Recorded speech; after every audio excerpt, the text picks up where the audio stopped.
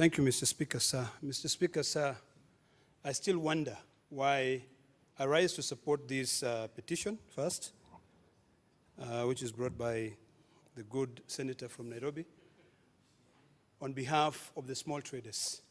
But Mr. Speaker, sir, it begs a big question as to what is the job, or even the city council, or the county council, or the county government of Nairobi in licensing small traders.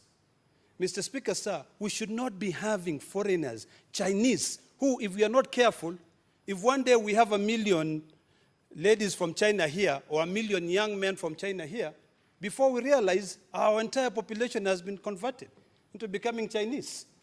This is very serious, Mr. Speaker, sir. Mr. Speaker, sir, the challenges that we are facing in this country has got to do with the issue of protecting the integrity, the future of this nation as Kenya. I know my good friends find amusement in this, but we should all be very patriotic. We should defend our country called Kenya. We should be able to ensure that if, because of our high expenses in this country, the cost of living in this country has completely skyrocketed, Mr. Speaker, sir. If someone is not able to get a job because there are no jobs to be given, they should be free to be able to sell their products here. But Mr. Speaker, sir, when these people go out there and sell their products, they have no clue about pre-shipping inspection, which is something which is mandated by KRA before any goods are brought into this country. Mr. Speaker, sir, I sympathize with the small traders, but I also would like to challenge them to be able to seek guidance from the departments that we have in this country. There's no reason as to why an entire container should be destroyed. In fact, what should happen is that if that container contains any part that is considered to be counterfeit, the person who should be punished is a person who is tasked by inspecting those goods before they are shipped. You know, I mean, Mr. Speaker, sir, we have these PSI services. They are supposed to ensure that these risks do not fall into the people who cannot be able to pay for them. It saddens me when I'm driving to Narok and the person who is selling me maize on the roadside is a Chinese. Then I wonder, what happened to the people who live in Maimahiu? They can no longer sell corn or maize. They can never roast the maize. So I think this petition should not only be limited to this issue of counterfeit, but it should also expand to the work that the Nairobi County government is doing in licensing those small traders. We want people to come into this country who can be able to support this economy.